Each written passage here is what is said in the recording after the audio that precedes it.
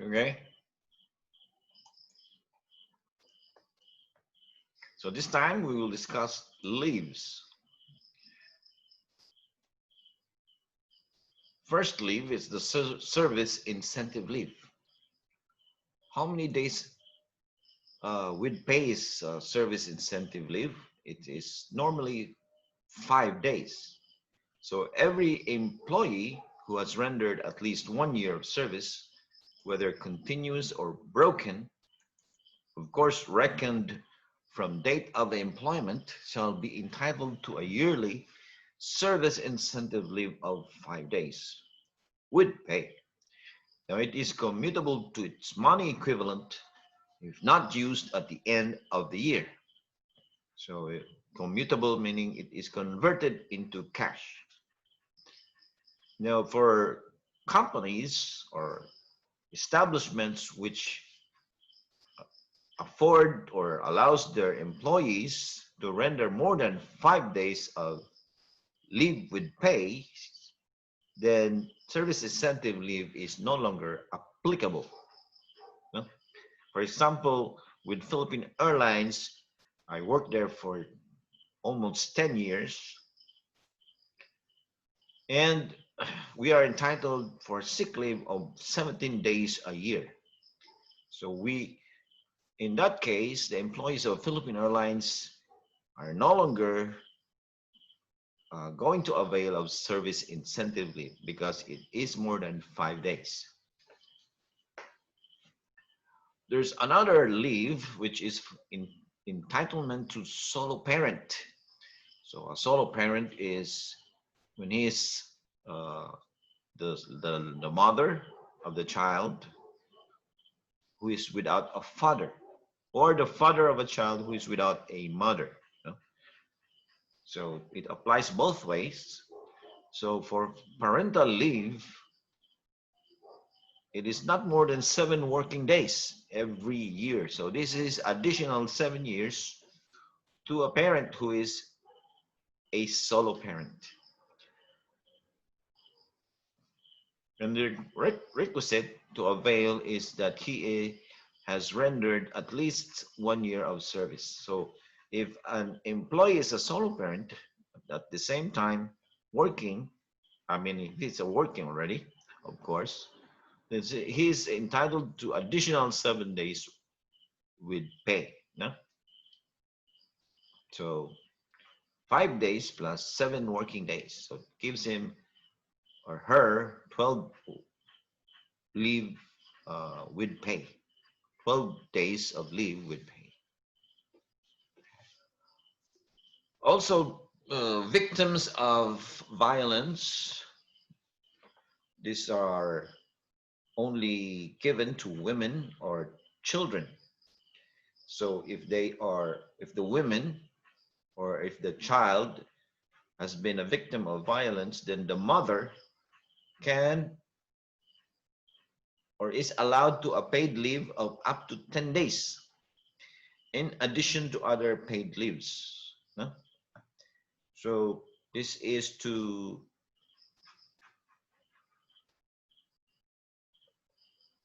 or here it says if such victim is an employee, then she is entitled to a paid leave of up to 10 days in addition to other paid leaves.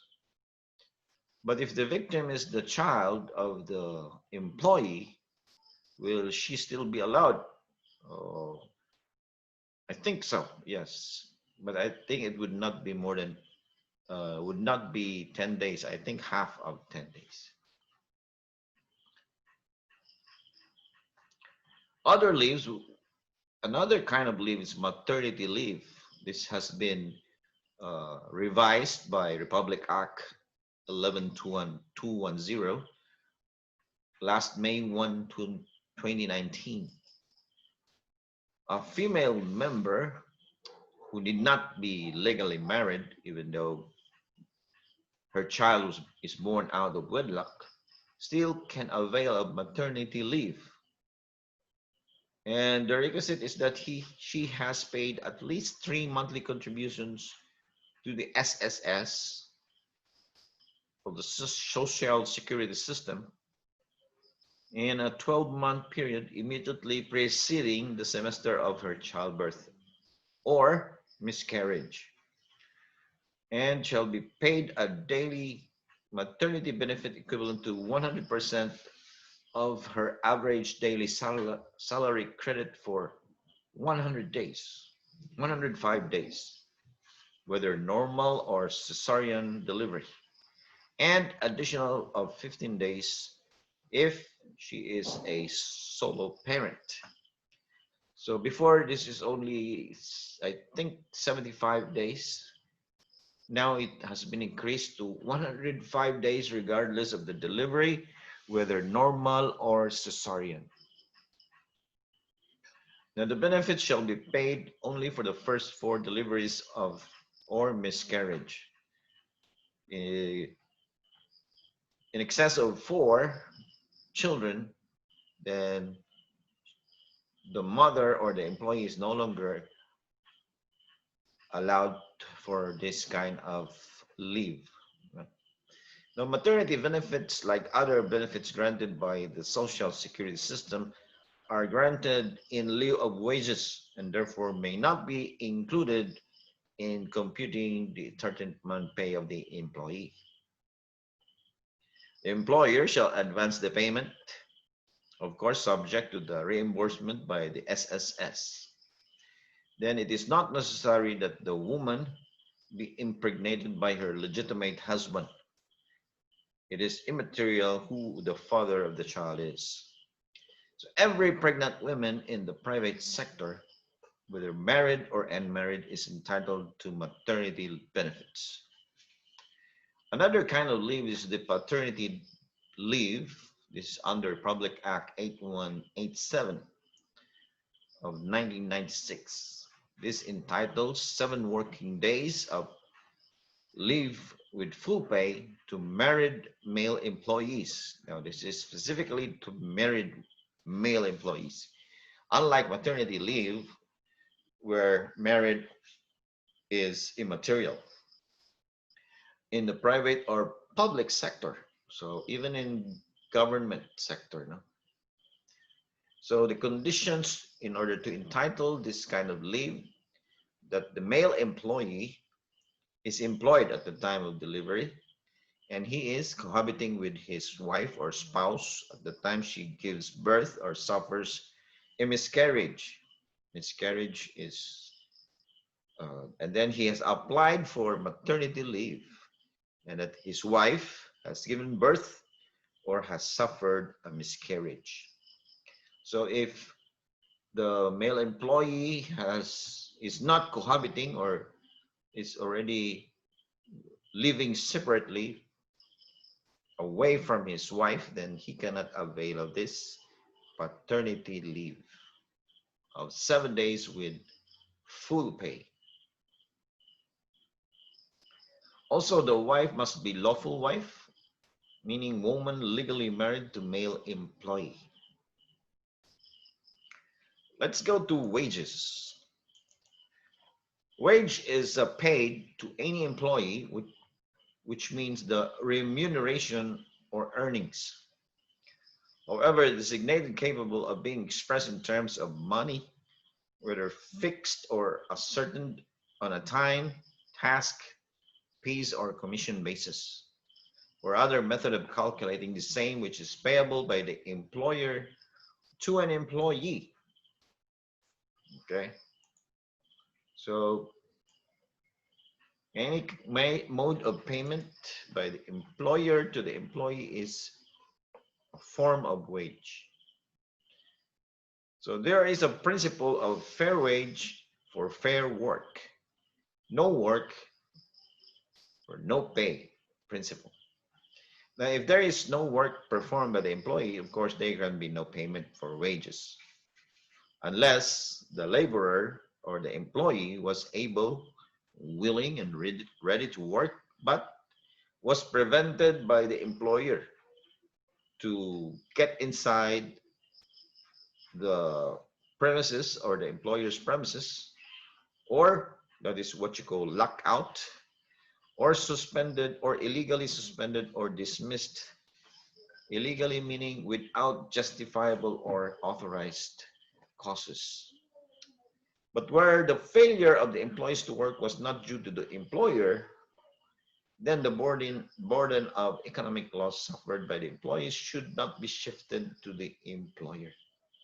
So the employer then would suffer the loss.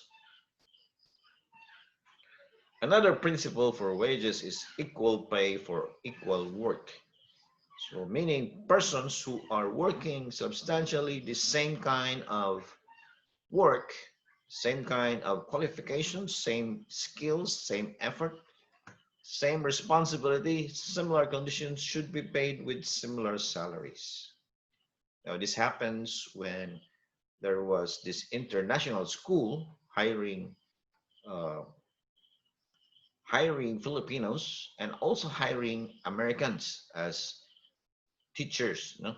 Because it is an international school. Now, the Filipino teachers found out that the American teachers were receiving double their salaries. So they filed this case, for, they filed their case with the labor courts and found them uh, and ruled in favor of the Filipino teachers.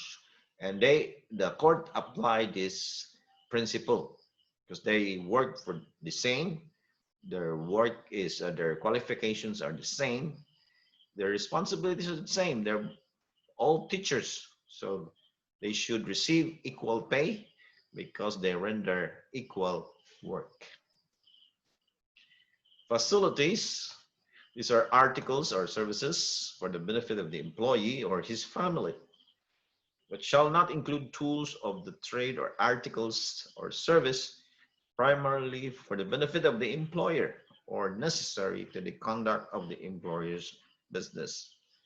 Now, what are these? This could be the quarters, electricity provided while living in the employee's quarters. What else? Could be free lunch. This is no, not free lunch, but um, yeah, board, no, lodging. Okay. So acceptance of facilities in order that the cost of facilities which is furnished by the employer may be charged against the employee, then there should be acceptance of such facilities and must be voluntary.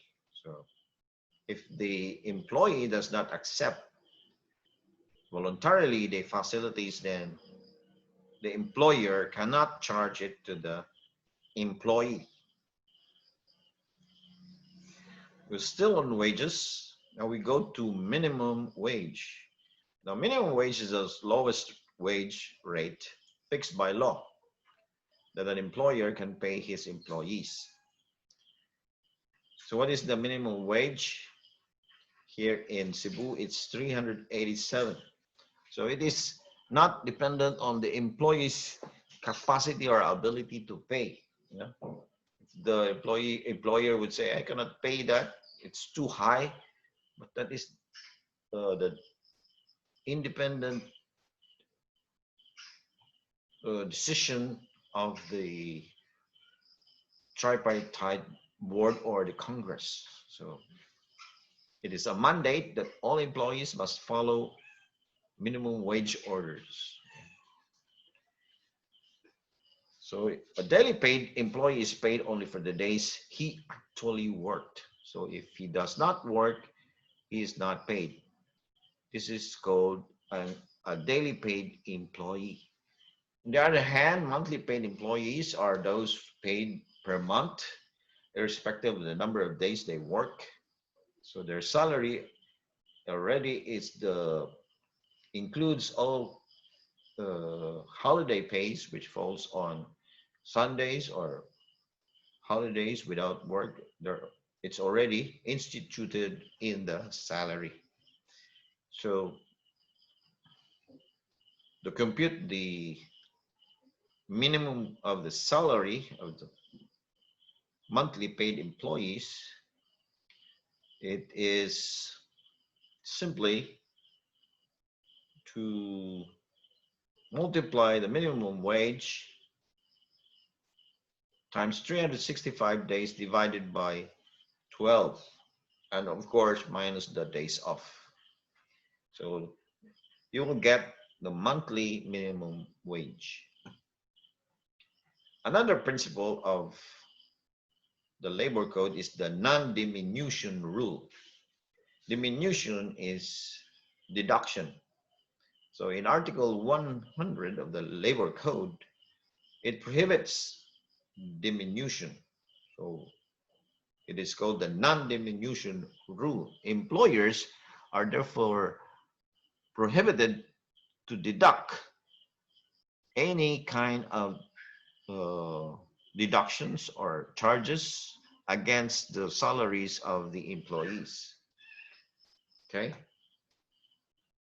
So as a general rule, nothing in the labor code shall be construed to eliminate or in any way diminish supplements or other employee benefits being enjoyed at the time of promulgation of the labor code. So benefits being given to employees shall not be taken back or reduced unilaterally by the employer because the benefit has become part of the employment contract, written or unwritten. So exception to this rule is the correction of an error. Otherwise, if the error is left uncorrected for a reasonable period of time, it ripens into a company policy and the employees can demand for it as long as a matter of right. So when is the non-diminution rule applicable? The rule is applicable if it is shown that the grant of the benefit is based on an express policy and has ripened into practice over a long period of time. And the practice is consistent and deliberate and is not due to an error in the construction application of a doubtful or difficult question of law. An example of this would be bonuses given to employees, which has already formed part as a tradition of the business. Say bonus not on a Christmas month, but during opening of school, usually in June or mid-year.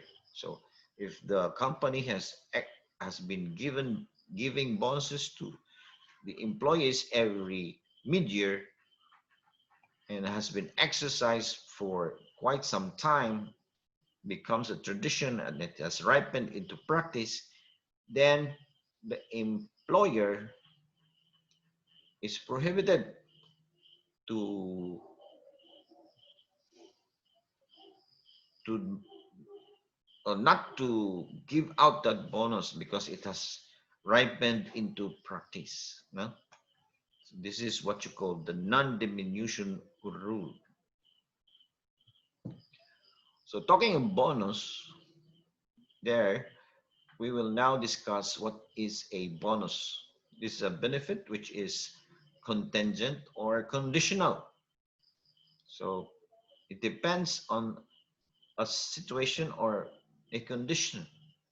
So it is an amount granted voluntarily to an employee for his industry or her industry, or loyalty, which contributed to the success and realization of profits of the employer's business. It is not a demandable and enforceable obligation unless it was promised to be given without any conditions imposed for its payment, in which case it's deemed part of the wage.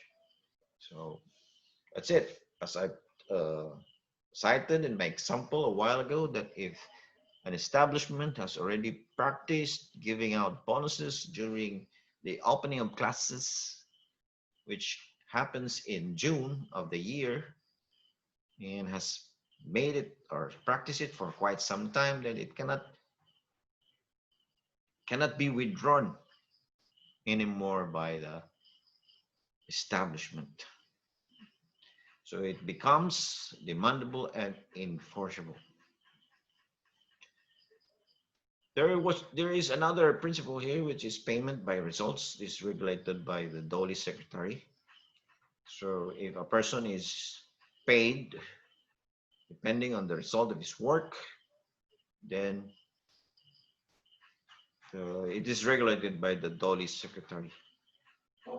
This includes Pacquiao, piecework, and other noontime work. No? There are two categories of payment by result or piece rate employees.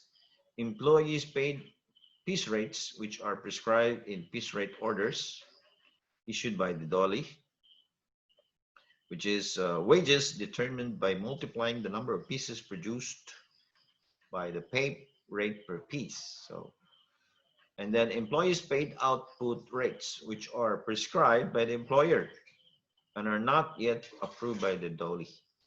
So to determine wage, the number of pieces produced is multiplied by the rate per piece as determined by the employer. If the result is equal to a greater and applicable legal daily rate in proportion to the number of hours worked, the worker receives such increased amount. If the amount is lower, the employer must make up the difference. Okay, minimum wage. Who sets out minimum wage? Number one, the Regional Tripartite Wage and Productivity Board. Also, Congress, which is the Senate and the House of Representatives. An agency which prescribes the rules and guidelines for determination of appropriate minimum wage is the National Wages and Productivity Commission. So the Regional Tripartite Wages and Productivity Board, or the RTWPB, we have one here in Region 7, determines and fixes the minimum wage rates applicable in the respective regions. And then they would issue corresponding wage orders. So usually the board will conduct investigation and within a period of 3 years, and they issue a wage order if there's a need to increase the wage, the minimum wage. So what is the composition of the RTWPV? It is composed of 7 members, board members, the regional director of the DOLE, the regional director of NEDA, or the National Economic Development Authority, or the regional director of the DTI, or the Department of Trade and Industry, then 2 members coming from the employer sector, and 2 members coming from the employee sector. So all in all, there are 7 board members, and it is chaired by the regional director of DOLE. That's the ex officio chairman. So a wage order is issued by the board whenever the conditions in the region so warrant, after studying and investigating and all the facts based on the standards and criteria prescribed by the labor code. So they gave out wage order, which will take effect after 15 days of publication in a newspaper of regional coverage. So here Sunstar has a regional coverage. So the wage order will be published via Sunstar Daily and will take effect 15 days after.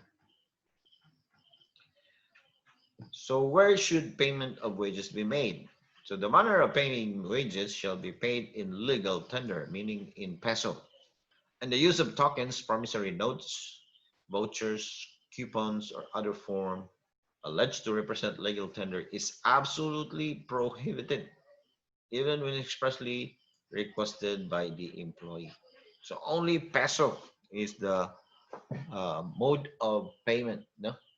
Let's say, for example, the establishment, the employer is Gaisano Capital, and wants to pay the salaries of the employees. Because it ran out of cash, you just issue uh, vouchers, no? Or you can buy goods from our department store or our grocery.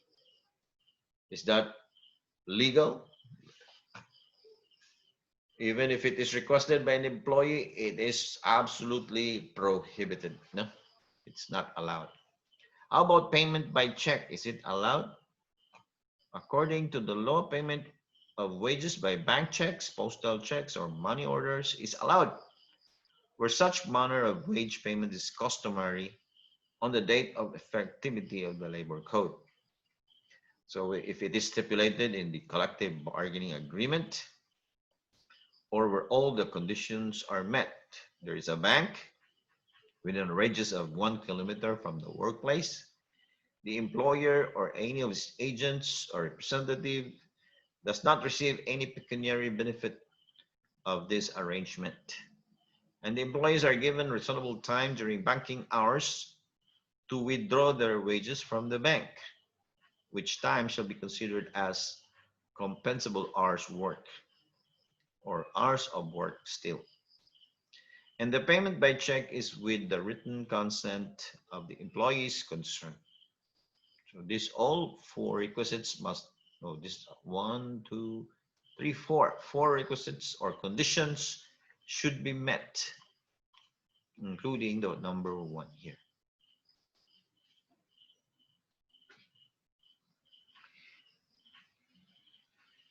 Okay, how about the time of payment? So when should wages be paid?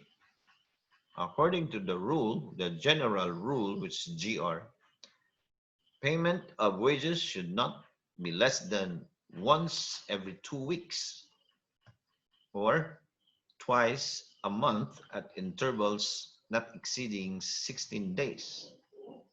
So once every 2 weeks, so that's every 14 days, or at least twice a month, so every 15 days. Now, so where should be the payment of the wages be made? So, or the place of payment. So the place of payment shall be at or near the place of undertaking, meaning the place of work.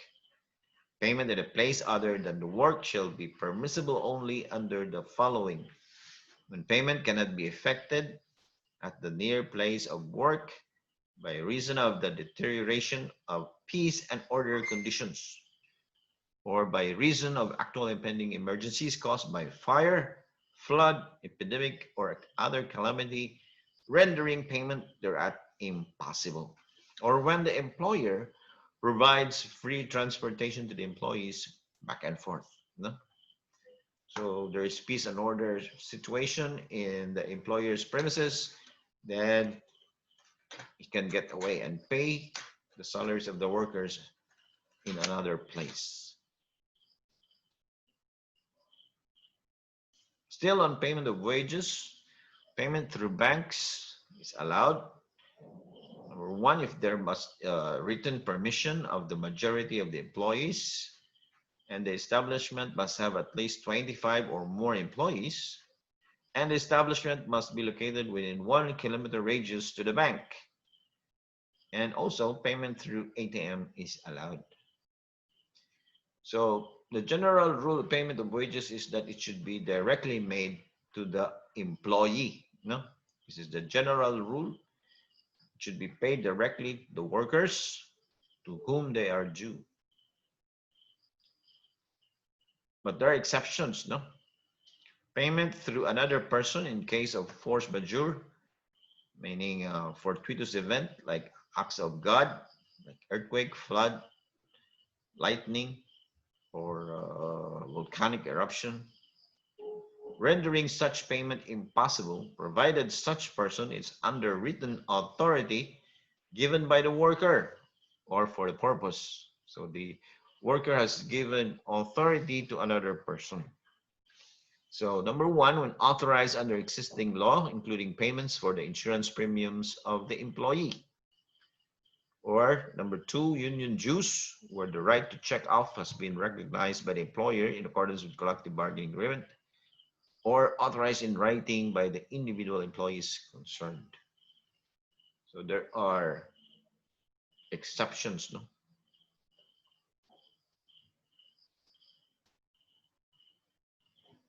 So still in wages, the employer is bound not to interfere with the employees' ways in disposal of his wages. Stated here in the rule that the employees are given freedom how to dispose of his wages, and no employer shall in any manner oblige any of his employees to patronize any store or avail of their services offered by any person. So if the employer is Gaisano Capital, it cannot patronize itself. Since you are employees here, you should buy or spend your wages or salaries here in our store. So that is prohibited. How about wage deductions? General rule, it is not allowed, except in cases where the worker is insured by his consent by the employer, and the deductions is to recompense the employer for the amount paid by him as premium of insurance. For union dues, where the employee has given check off or authority to deduct. In cases where the employer is authorized by law or regulations issued by the DOLE secretary. So these are the only three cases where deductions can be made against the wages of the employee.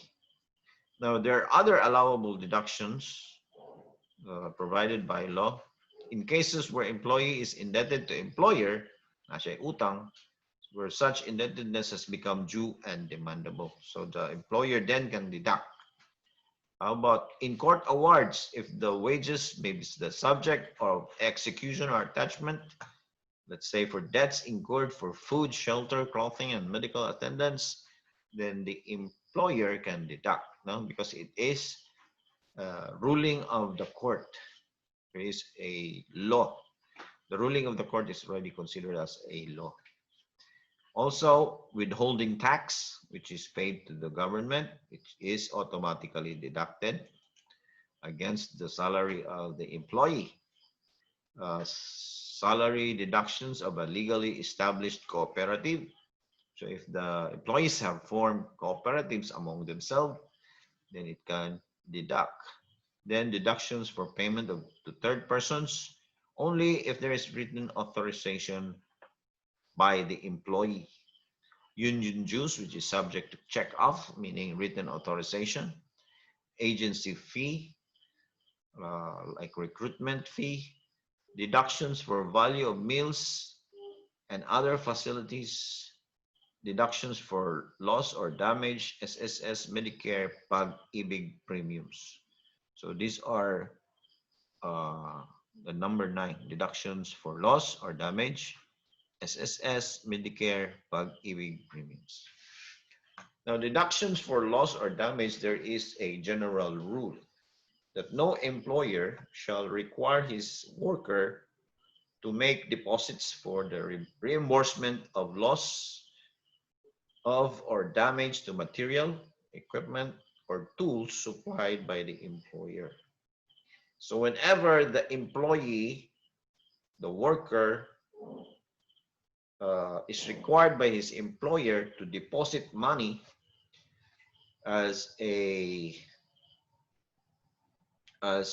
insurance for using equipment which is very expensive, or for borrowing tools which might be expensive again, then in case of loss, the employer can deduct from his deposit.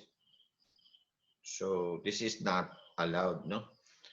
An employer can only deduct from the employee's wages. So deductions can only be made if the employee is found negligent, meaning gadanghag, no? Like say, for example, the employee was driving the vehicle owned by the employer, and then at that time the employee was drunk, no, or has taken alcohol. And this time he must pay for the loss of the vehicle.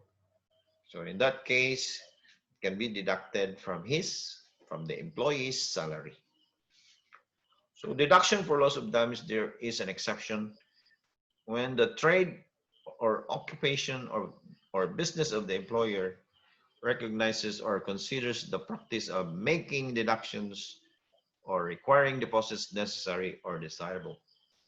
Now, this has been practiced by restaurants before. Uh, Busboys, dishwashers are required to make deposits, and every time they break or lose a plate, they are deducted because plates before were very expensive. The restaurant used China plates before, but now there are imitations, so it's no longer practiced nowadays. No.